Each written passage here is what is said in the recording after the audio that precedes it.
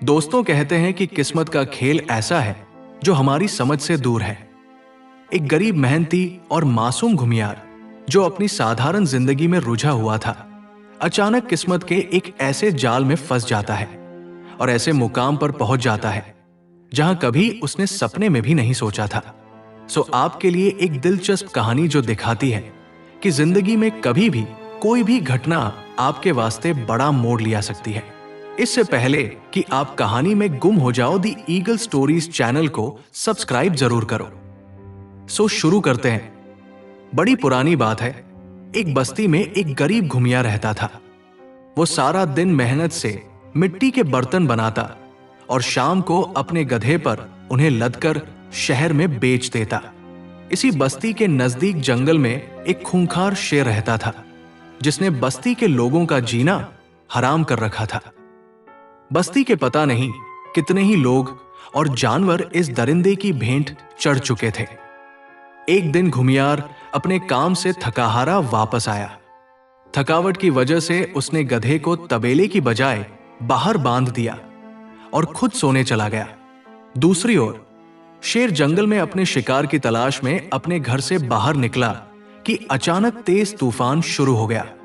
तूफानी हवाएं इतनी तेज थी कि पेड़ अपनी जड़ों से उखड़ उखड़ कर गिर रहे थे। शेर शिकार करना तो भूल ही गया और तूफान से बचने के लिए किसी छत की तलाश में भागा। उसे बस्ती के पास एक पुरानी झोपड़ी नजर आई जो शायद खाली थी। शेर उसमें दाखिल हो गया और वहीं सो गया। दूसरी ओर तेज बारिश के शोर से घुमियार की आंख खुल गई और उसे अचानक याद आया कि उसने अपना गधा बाहर ही पेड़ के नीचे बांध रखा था। उसने सोचा, बेचारा तो बारिश में भीग रहा होगा। वो तुरंत झोपड़ी से बाहर निकला ताकि गधे को बारिश से बचाकर तबेले में ले आए। लेकिन जब वो पेड़ के नीचे पहुंचा तो देखा कि गधा गायब है और वहां सिर्फ रस्सी पड़ी थी। घुमियार ने सोचा कि मेरा गधा रस्सी खोलकर बारिश से बचने के लिए जंगल की ओर भाग गया, पर मुझसे बचकर जाएगा कहा। जरूर किसी झोपड़ी में पनाह ले ली होगी। इसी तरह बड़बड़ाता हुआ वो बारिश में ही गधे की तलाश में जंगल की ओर निकल पड़ा। बारिश में भीगता हुआ वो एक ही ओर चलता गया। 1 घंटे के बाद वो एक वीरान झोपड़ी के पास पहुंचा। आसमान में रुक रुक कर बिजली चमक रही थी जिससे रोशनी पैदा हो रही थी। इसी रोशनी में उसने देखा कि दरवाजे के एक ओर एक जानवर सो रहा था। घुमियार शोर मचाते हुए बोला, अच्छा तू यहां है, आखिर मिल ही गया। देखो मेरा गधा यहां मजे से सो रहा है। वो गधे को ऊंची आवाज में कहने लगा, मैं जंगल में तुझे ढूंढते ढूंढते 1 घंटे से मारा मारा फिर रहा हूं। असल में वो खूंखार शेर था जिसने बारिश से बचने के लिए एक झोपड़ी में पनाह ले ली थी। घुमियार ने अंधेरे के कारण अपने गधे और शेर में कोई फर्क महसूस नहीं किया और गुस्से में शेर के सिर और कंधों पर 2-4 थप्पड़ मार दिए। साथ ही छलांग लगाकर उसकी पीठ पर सवार हो गया। घुमियार ने जोर से रस्सी कसी ताकि उसका गधा रास्ते में फिर से कहीं भाग न जाए। साथ ही वो चिल्लाकर कहने लगा, तू तो बड़ा जिद्दी और गंदे किस्म का जानवर है। तू रस्सी खोलकर भागने की हिम्मत कैसे कर सकता है? अब तू इतना बहादुर हो गया? मेरी बात कान खोलकर सुन ले। आज के बाद अगर भागने की कोशिश की तो चारे में विष मिलाकर तुझे खिला दूंगा। यह सुनकर शेर कांप गया। उसकी होश उड़ गए। उसने सोचा, अगर मैंने हुक्म की उल्लंघना की तो ये मुझे सच में मार ना दे। बेहतर यही है कि इसका हुक्म मान लिया जाए। क्योंकि बारिश और तूफान में दौड़ते दौड़ते शेर बहुत डर चुका था। ऊपर से वो एक नई मुसीबत में फंस गया। उसे अपनी गर्दन में कसा हुआ रस्सा बहुत मजबूत महसूस हुआ। आखिरकार वो जंगल के किनारे एक झोपड़ी के सामने रुका। अब बारिश भी बंद हो गई थी। घुमियार उस शेर को घर के अंदर लाया और एक पेड़ से रस्से से बांध दिया। आधी रात को वो अंदर जाकर सो गया। सुबह हुई तो बस्ती के लोग घुमियार के घर के सामने से गुजरने लगे। अचानक उन्होंने देखा कि शेर पेड़ से बंधा हुआ था। सभी लोग हैरान और डर गए। देखते ही देखते ये खबर पूरे गांव में आग की तरह फैल गई कि घुमियार ने जिंदा शेर को पकड़ा है। गांव वाले उसके घर के सामने इकट्ठे होकर शेर को देखने लगे और उसकी बहादुरी की बहुत तारीफ करने लगे। उन्होंने उसकी हिम्मत की इसलिए भी ज्यादा तारीफ की क्योंकि यही शेर उनकी बकरियों और मवेशियों को खा चुका था। लोगों ने शेर को मारने की बहुत कोशिश की, लेकिन हर बार नाकामी का सामना करना पड़ा। घुमियार ने लोगों को समझाया कि उसने कोई बड़ा काम नहीं किया, वो तो सिर्फ अपने गुमशुदा गधे को पकड़कर घर लाया था। लोगों की बातें सुनकर वो ये बिल्कुल भी नहीं समझ सका कि गधा शेर में कैसे बदल गया। लेकिन जब घुमियार ने सच में अपने गधे की जगह शेर को बंधा हुआ देखा तो वो डर के मारे बेहोश होकर गिर पड़ा। उसकी पत्नी ने बड़ी मुश्किल से उसे होश में लाया और उसकी बहादुरी की बहुत तारीफ की। दूसरी ओर उसी राज्य का राजा अपने राज्य पर आए दिन हो रहे हमलों की वजह से बहुत परेशान था। उनके बीच आपसी जंग शुरू हो गई थी। दूसरे राज्य का राजा बहुत ज्यादा ताकतवर था और वो गैर कानूनी तरीके से अन्य राज्यों के इलाकों पर कब्जा करना चाहता था। इसलिए इधर राजा ने अपनी सेना को तैयार रहने का आदेश दिया, लेकिन वो ये भी जानता था कि दुश्मन की सेना कई गुना बड़ी और ताकतवर है। उसे इन दिनों एक ऐसे वीर योद्धा की जरूरत थी जो उसकी सेना की सही तरह से कमान संभाल सके ताकि दुश्मन को हमेशा के लिए मार भगाया जा सके। उसने तुरंत अपने वजीरों और सलाहकारों को बुलाया। उनमें से एक वजीर जिसका नाम तह जंग था, उसे अचानक याद आया कि घुमियार ही एक ऐसा दिलेर और बहादुर इंसान है जिसने अकेले ही शेर को पकड़ लिया। इसलिए उसने राजा के सामने पूरी कहानी बयान कर दी और कहा, हुजूर, हमारे राज्य में एक नसीब वक्त नाम का ऐसा आदमी है जो हमारी सेना की सही तरह से कमान संभाल सकता है और हम अपने दुश्मन को मात देने में कामयाब हो सकते हैं। राजा ने तुरंत एक चिट्ठी नसीब वक्त घुमियार के घर भेजी। जब उसे चिट्ठी से पता चला कि उसे सेना का कमांडर बनाया जा रहा है तो वो हैरान रह गया और सैनिकों के साथ तैयार होकर शाही महल पहुंच गया। राजा ने उसका खूब स्वागत किया। घुमियार ये सोचकर हैरान था कि मेरे साथ ये क्या हो रहा है। कहां मैं एक गरीब और साधारण घुमियार और कहां सेना का सेनापति। गधे ने तो शेर में बदलकर मुझे सच में मुसीबत में डाल दिया। आखिरकार गरीब घुमियार को सेना का सेनापति बना दिया गया। दोस्तों, उसने कभी सपने में भी तलवार नहीं उठाई थी और ना ही कभी घोड़े की सवारी की थी। वो घर लौटा और शेर पर बरस पड़ा, तू गधे से शेर कैसे बन गया?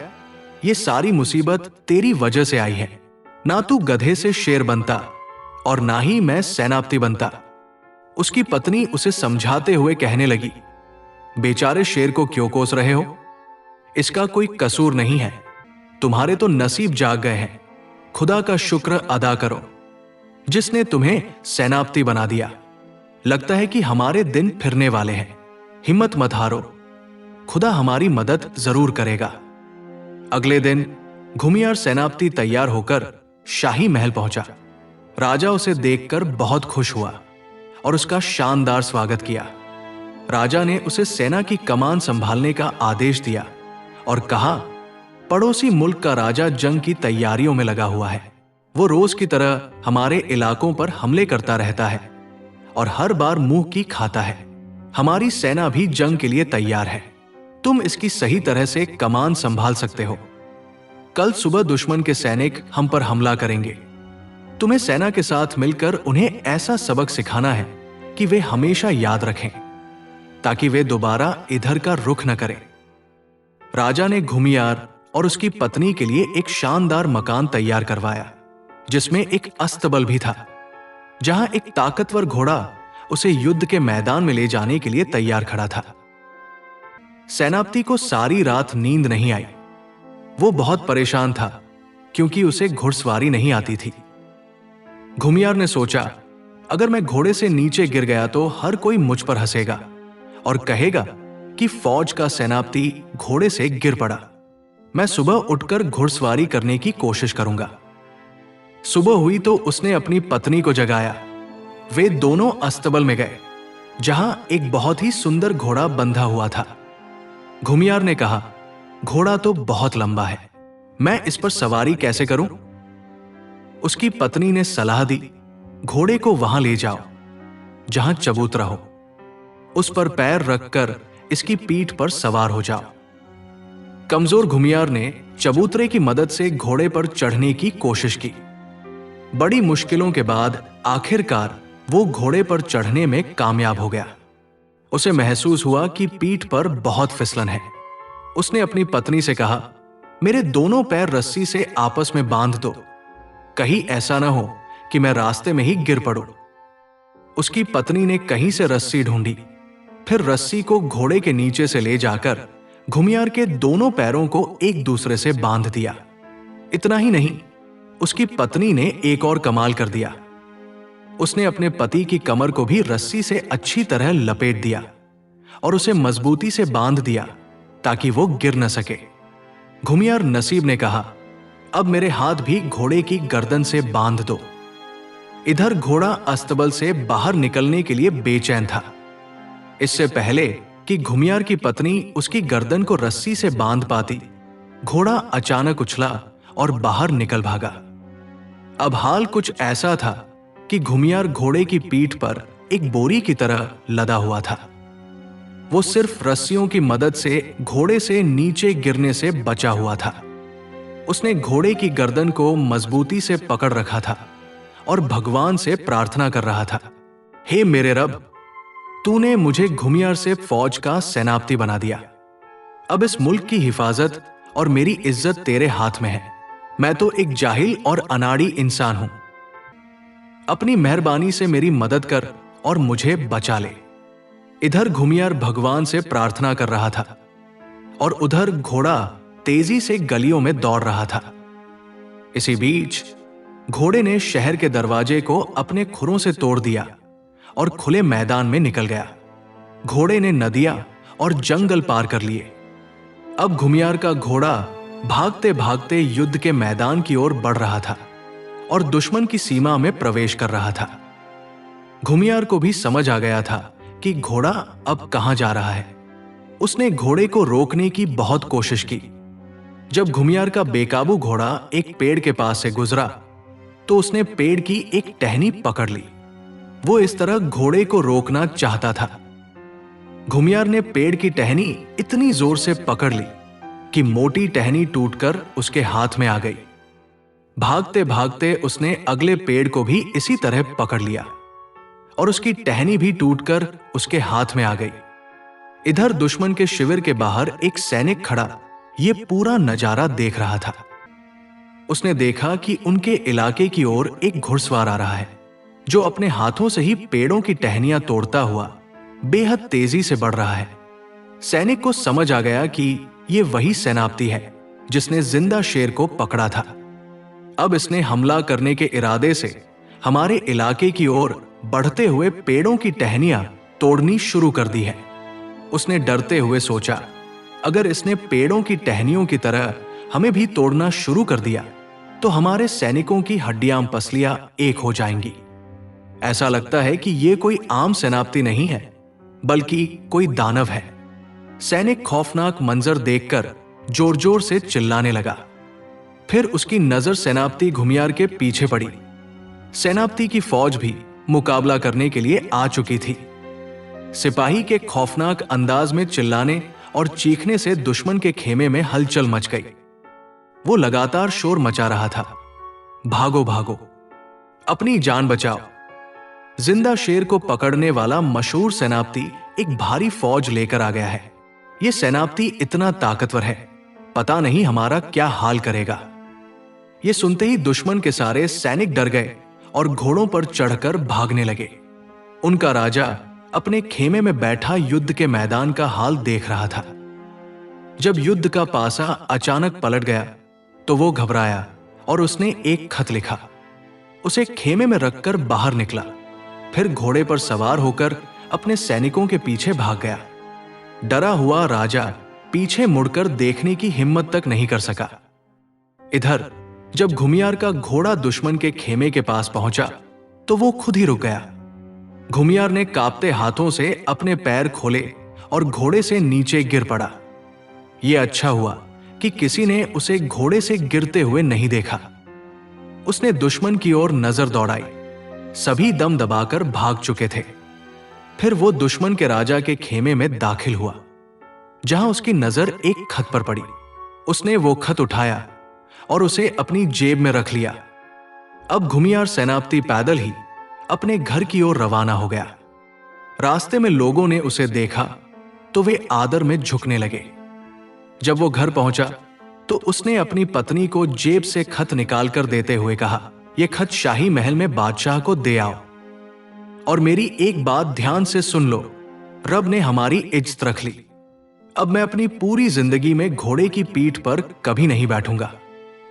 बादशाह को यह खत दे देना। इसमें क्या लिखा है मुझे नहीं पता, लेकिन बादशाह को यह जरूर बता देना कि दुश्मन डरकर भाग चुका है और अब हमारे मुल्क की ओर बुरी नजर से नहीं देखेगा। अब मैं सोने जा रहा हूं। मेरा पूरा शरीर दर्द कर रहा है। जोड़ों में अजीब सा खिंचाव हो रहा है। घोड़े ने मेरी हड्डिपसली एक कर दी है। घुमियार की पत्नी खत लेकर शाही महल की ओर रवाना हो गई। जब बादशाह ने दुश्मन का खत पढ़ा तो उसने अपने नए सेनापति की बहुत तारीफ की और पूछा, तुम्हारा पति इस वक्त कहाँ है? घुमियार की पत्नी बोली, हुजूर, वो बहुत थका हुआ है और घर में आराम कर रहा है। अगर आपका आदेश हो तो मैं उसे जगाकर आपकी सेवा में भेज दूं। बादशाह ने हंसकर कहा, नहीं, उसे अब जगाने की जरूरत नहीं। उसे आराम करने दो। उसे कल सुबह हमारे पास भेज देना। हम उसे इनाम से नवाजेंगे। घुमियार की पत्नी ने सिर झुकाकर सलाम किया और वहां से चली गई। अगली सुबह घुमियार पैदल ही अपने घर से रवाना हुआ। गलियों में लोग उसके स्वागत के लिए रंग बिरंगे झंडे लेकर खड़े थे। वे खुशी से नारे लगा रहे थे और कह रहे थे, हमारा सेनापति कितना महान है, उसने दुश्मन को हरा दिया। फिर भी कितनी सादगी है इसमें। घोड़े पर सवार होने की बजाय पैदल ही शाही महल जा रहा है। लोग आपस में बातें कर रहे थे। जब घुमियार शाही महल पहुंचा तो बादशाह ने उसे बहुत सम्मान दिया और अपने बगल में बैठने का अवसर दिया। वे दोनों कुछ देर तक आपस में बातें करते रहे। इसके बाद बादशाह ने उसे ढेर सारे इनामों से नवाजा। अब राज्य में अमन शांति हो गई और लोग खुशहाल हो गए। दुश्मन देश के बादशाह ने दोबारा हमला करने की जरूरत नहीं समझी। दोस्तों, यह कहानी हमारे लिए एक बड़ी सीख है कि जिंदगी में हालात कभी भी बदल सकते हैं।